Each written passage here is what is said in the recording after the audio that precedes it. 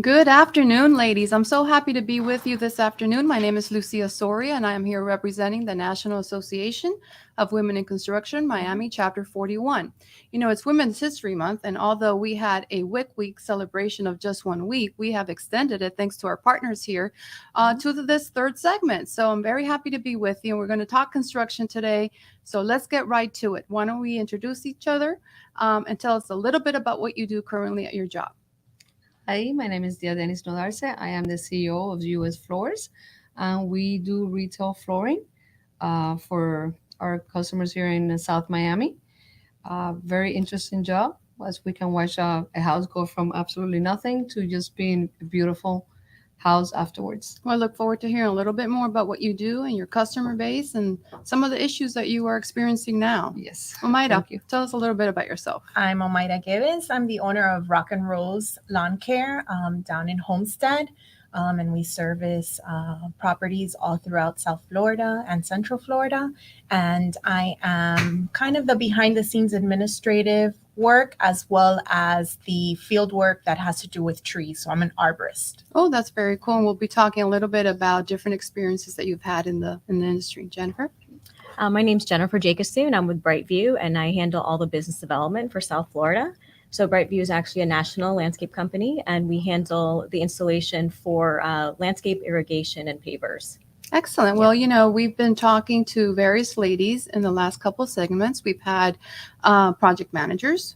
We've had a tradeswoman, we've had business owners, we've had professional service representative, as well as a representative in construction industry education. So, you know, today we have trades ladies, right? And we have business owners as well. So it's an interesting combination because as we were talking a little bit right before going live, you know, we are still the minority in the industry, but we want to spread the word that the construction industry is a great place for a woman to be. And that's one of the reasons why NAWIC establishes early introduction to this industry by having competitions in the elementary schools and introducing it as a viable career path for all. So with that being said, why don't you tell me a little bit about how you got into the industry and how long you've been in it? I got into the industry at a very early age, actually probably about 16. I started answering phones for a tile company. At the age of 18, my father had his own tile store, so I started working for him. And in the year 2000, I opened my own tile store, and I've been doing that since then. So I've been pretty much in the business for 34 years. So you really know all aspects of the business. I believe I do. Have you laid tile yourself? No, I haven't, but I do have my installation license still. Very good. But I haven't. We do also have part of the company is installations. So we do from A through Z. You come in, we'll choose all the tiles, and we can go into your house and install and do the whole project for you. Excellent. Thank you, Omayra. What about you? How long have you been in the industry and why? Why the landscaping industry? So this is a second career for me.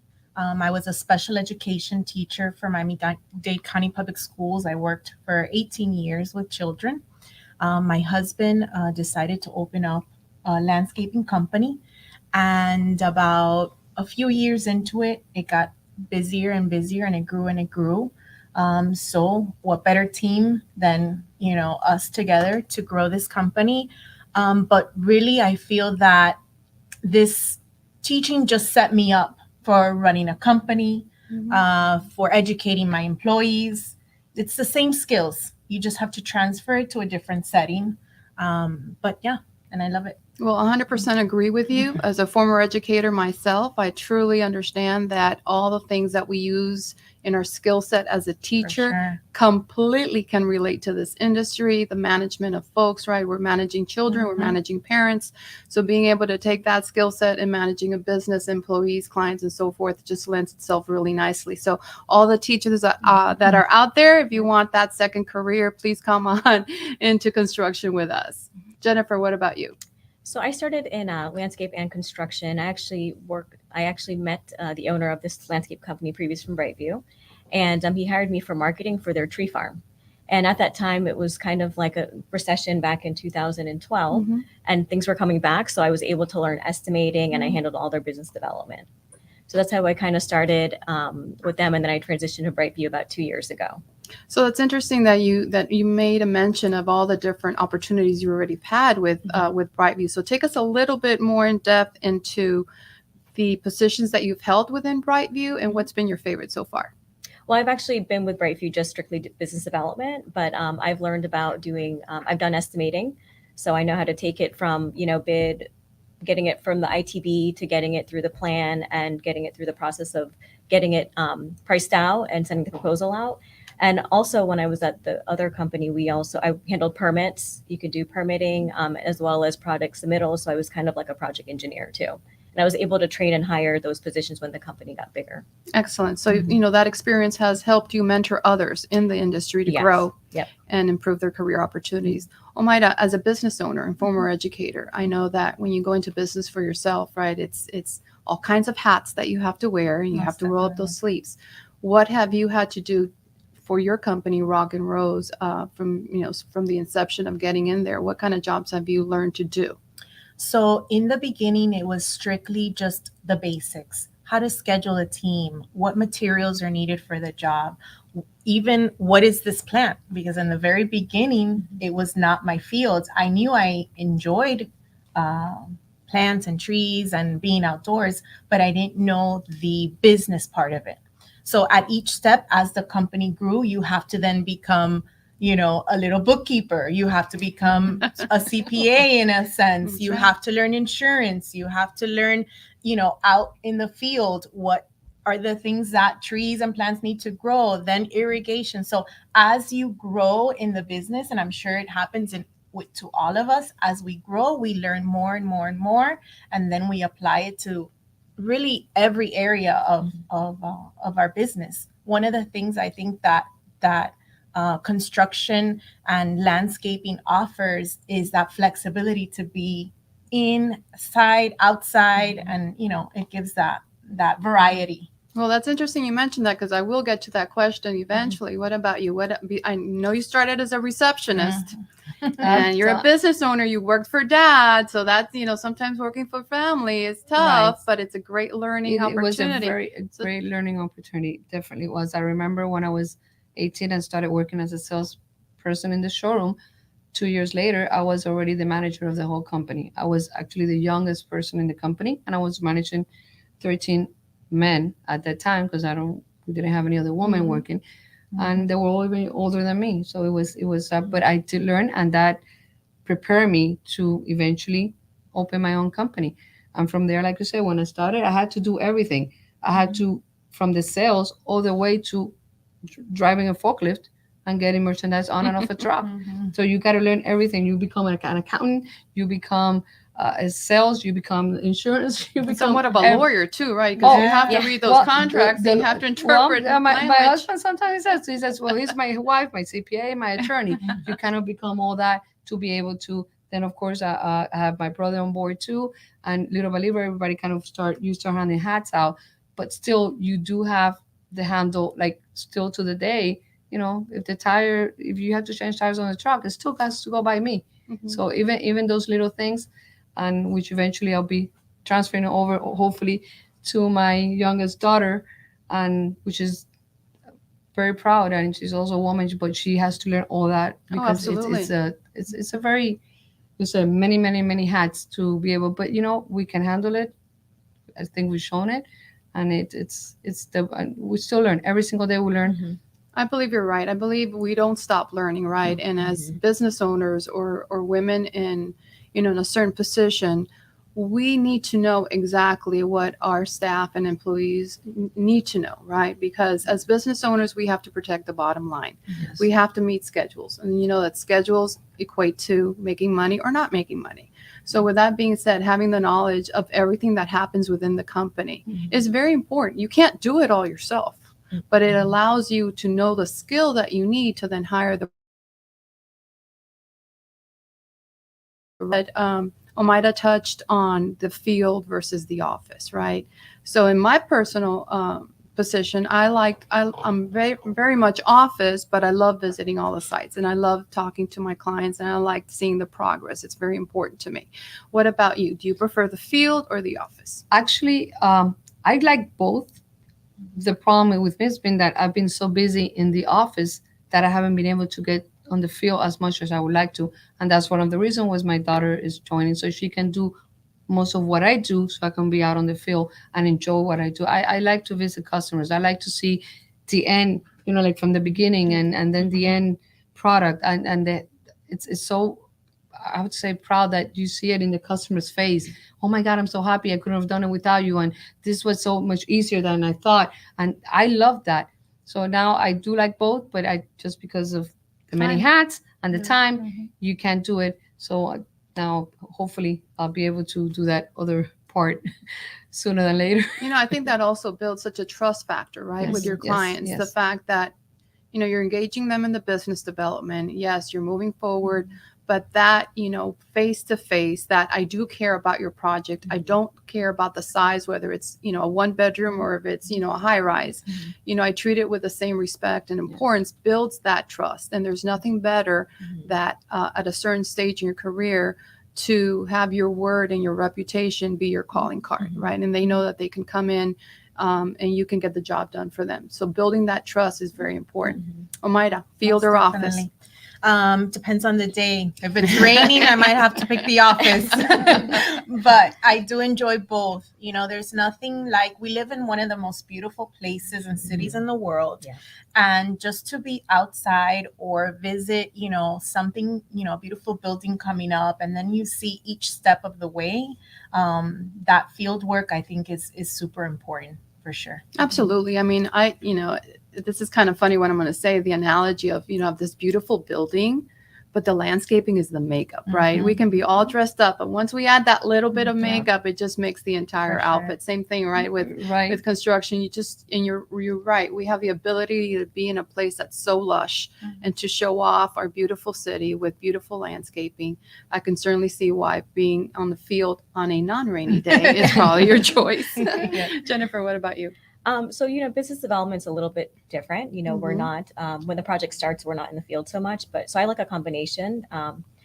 Mostly, I see clients, so I'm at a job site because usually we're last to buy out. So not the estimator buys us out, the project managers. So it's just nice, like you were saying, though, I see it on a plan and they come in 2D plans, but to see it kind of, in real life is just a different experience, and building that relationship, like you were saying before, like, we want to be able to continue our relationships with, the clients that on every project they go to. So it's about building the new relationships, but it's also keeping the existing ones and making sure that our clients are happy. Absolutely true. Let's stay on that train of thought with you, Jennifer. There are a lot of character traits that we all possess, and we all have different strengths and weaknesses. But in this industry, what would you say are the most important traits for you to be successful in the construction industry? Well, I think being a woman in this industry, I think it could be tend to be intimidating for other women to because it's a male-dominated industry. And I think it's just being open-minded and really believing in yourself and kind of having the confidence, and just asking for help and allowing to accept it, one, but also just continue to learn. I think all of us can agree that you continue to learn every day, about construction and just, how to deal with clients and every aspect. Well, that's one of the beauties of NAWIC, right? One of our mission statements is to empower each other rather than tear us down. We empower each other to be the best we can be through professional development, webinars, education, scenarios like this where we can come out and talk about what we do. And, maybe there's a young lady listening that's not quite sure what she wants to do. And we might just give her the idea of, hey, let me wet my feet in construction, see where that takes us. So, Omayra, for you, what are your most important character traits? So I think that being able to, like you said, learn from others, we don't know everything. It's impossible to learn everything in our fields, and being able to be open-minded and flexible, not flexible so much in standards. Your standards have to be in place, what you expect. But being able to say, well, this is what I drew out for you, or this is what my vision is for your property, and the customer, being open and saying, well, I really like this plan instead of this tree, and being able to work with, everybody involved in a project. So I think flexibility, open-mindedness, and I wouldn't say organization, because if we're wearing so many hats, we need to make sure that we're following up with all the people that we work with. Absolutely true. I mean, we are wearing those hats. Construction is very dynamic. Things can change from one second to the other. And we have to be flexible enough to adjust to the situation. And we have to be problem solvers because sometimes it takes a decision right on the spot that's going to either make or break it. What about you? Well, I have to agree with you. It's always learning. I do ask, especially I have to say we have great employees, and they always, we're a team. We're all a team. Without them, we couldn't make it. And I am of course in charge of buying pretty much everything, at least all the tiles for the company. And I most of the time do ask their opinion because you got they're out there, they're seeing the customer, and since I don't, even though I have an open door policy, and even the customers they go, hey Dee, hi, how are you? I ask for everybody's opinion. When I'm in doubt, I ask for help. Either it's an attorney, a CPA, or somebody in the same field that, hey, how do you do this? Or how can I do it? If somebody's doing something that is good, then I want to find out what it is so I can, if I can change my ways, I will do that. Organization, it's priority. If you're not organized, it's really hard. I don't know how people would do it if you're not. And a lot of respect. I think us as a woman, a lot of people, and I'm not, maybe men sometimes because they're men, they try to like maybe put down some people. No, if we treat everybody else like respect, whether it's customers, employees, vendors, whatever, whoever it is, we respect them, they respect you back. We have this communication. Communication is top priority. You have to be very, whatever it is. I was showing my daughter today something in the book register, and I told her, see, I make these notes because you need to be able to pick up this paper, whether it's you or anybody else, and know what is happening. Everything has to be very clear. So you do all that, and you keep learning as much as you can every day. I think you have to be successful and very persistent. Anybody that's been in the business for over 20 years, I've gone through the 2007, 2008 issues. If you're not persistent, most of all, probably just already changed careers, because every business, everything Goes has through its ups and ups and downs, downs, goes sure. through up and down. And right now, actually, it's we're going through that right now. So you have to be persistent. Don't give up. Move forward and do the best you can. Do the best you can and move forward, and it will happen for you. So we're going to talk a little bit about that, and I wholeheartedly agree with every one of the trades that you guys have mentioned. For me in particular, it's communication and teamwork, because nothing gets done in a silo. Every piece of construction touches another piece or another trade within it. And one of the things I've learned through the many years is how we as individuals have to improve our communication skills, because not everyone learns in the same way. Not everyone listens in the same way. And what we might take for granted or say, oh, that's just common sense, may not be. So in order to be an effective leader within your industry and within your company, I think effective communication and setting that standard so that you understand how your employees listen to you best, right? Because at the end of the day, we want to be successful. So, we've talked a little bit about the traits that make us effective. We talked a little bit about the circumstances that we are currently facing. So I want to get into that conversation just a bit. And my question is, we are all suffering from supply chain. And we're all suffering from workforce. So as business owners and tradespeople that have to perform and have a schedule that they have to adhere to, what are you facing, and what are you doing to think outside the box, perhaps to maybe come up with a product that you need or extend your timeline? How are you handling the current situation? Well, it's getting every day. It's getting even worse. Like you say, thinking outside the box, but kind of being positive at a moment. It's like if things are getting really bad, well, if I can bring in this size of tile because it's just not going to work out, then then I'll find it somewhere else, and another size, another model. But don't stop, just keep looking, and you will find another source. Just don't get stuck on the wall. Okay, this is what we have, we can bring this in, what's going to happen? Well, then look for something else. Right. And it's not just you, we're all in the same boat right now. So if you can find this one, then go for another model, another size, another vendor, whatever it takes. but don't stop, because That's thing- not going to fix the it's problem. not going is to it? fix the problem. It's Yeah. not going to fix the problem. When all this started, my freight forwarder told me at one time, and that was about a year and a half ago, he goes, you know what, the freights are getting so high, and they're only about, at that time it was only about half of what it is right now. He says, I believe if everybody just stops importing, then it's like, nobody's going to stop. Maybe the smaller people will stop. Nothing's going to happen, because the bigger fish is just going to eat you alive. Right. They're going to do whatever it takes. They're going to try to boast. They're going to do whatever it takes to get in here. So you know what? I am not stopping. And I didn't. And if you have the source, if you have the merchandise, you will survive. But if you don't, what's going to happen? What's going to happen? And, that brings the point of sustainability, right? We want to, I think, as a country, be sustainable as possible. So that's something that we're going to have to continue to explore, because we have a need, and we have to fill that need. Yes. Omayra, what about you? I know you were having also some workforce issues. Yes, we were having some workforce issues. It's taking the time. You always put your employees as a priority, because those are the ones that take care of our customers. Mhm. So that payroll is number one, making sure that our families are being taken care of. But that might mean cutting other things.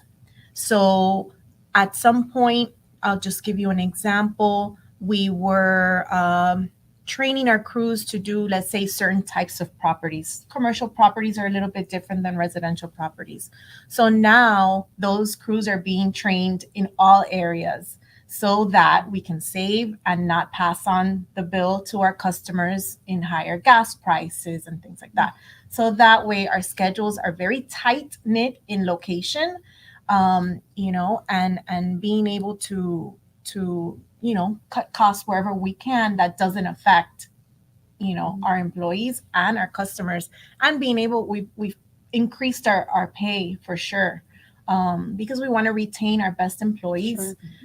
And offer new employees, the pay rates that are comparable to the industry. Right. I mean, Jennifer, with you being in the same, arena, do you guys source locally for all your plant needs? We do source locally for all of our plant needs. We do follow kind of whatever the landscape plan says. And one thing I was going to add is, I think for us, it's really being upfront and honest with our clients and saying this is what's happening, but also partnership. And that could be with, having a meeting with like the landscape architect and saying, hey, we're having an issue with this. Like, what can we do to stay with somewhat in the budget?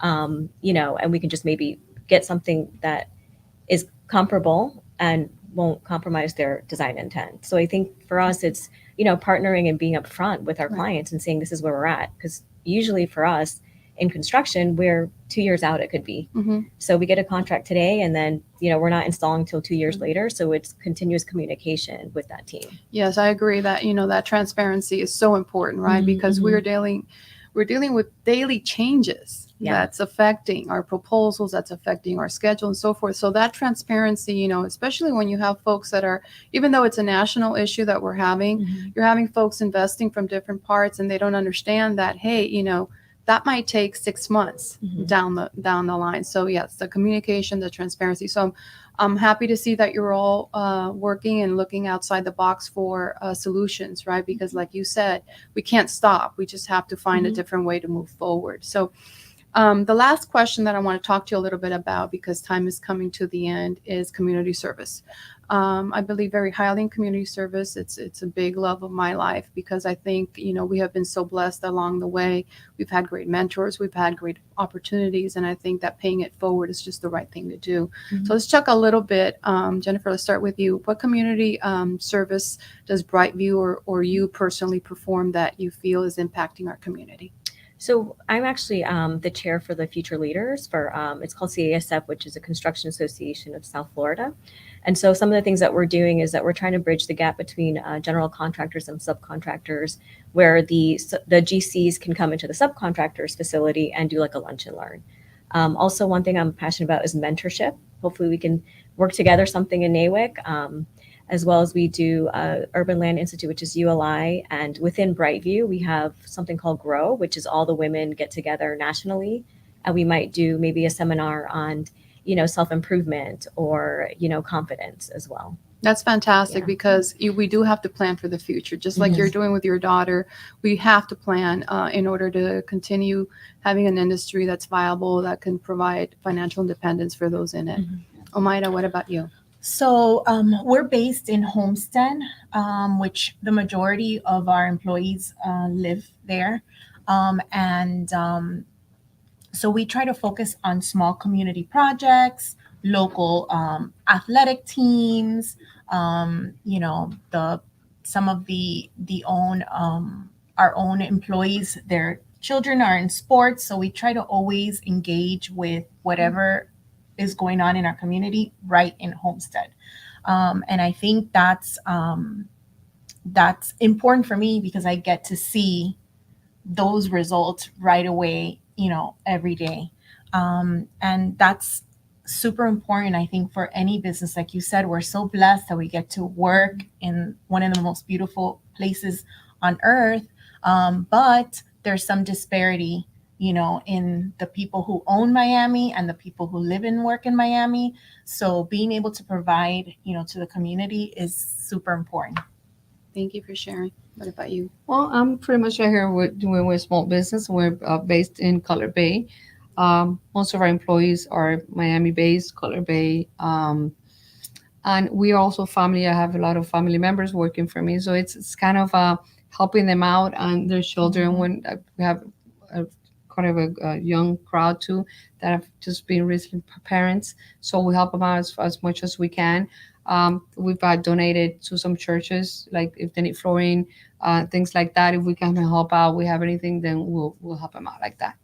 Well, it's if anything that you do that creates an impact and a change just propels our community, forward. And you touched upon Homestead, right? And you touched upon what's happening there. So I like to share this with you guys. So our school board member, Lucia Santos, for District 9, she oversees 26 schools in the South Dade area, including as north as Pinecrest all the way down to Florida City. And she's trying to create a hub, a place where she could have an office down in Homestead so that community leaders can see her, so her principals can see her, so parents can go see her. She's very open to helping her community. And so on behalf of NAWIC, as well as the South Dade Chamber of Commerce, we've teamed up and we are extending opportunities for donations, a day of service, anything that's going to help her, turn that existing building into a place of community.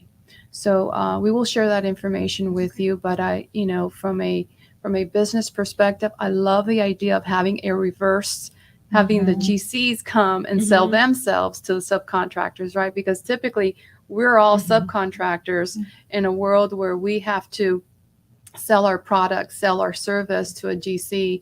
And quite honestly, from a personal perspective, I'm at a point in my life where I'm being very strategic as to who I want to work with, right? So doing that reverse meet and greet, I kind of like that a lot. I'd love to engage with you on behalf of NAWIC with that. And I think I have to come to a close, but I want to thank you each for your participation today.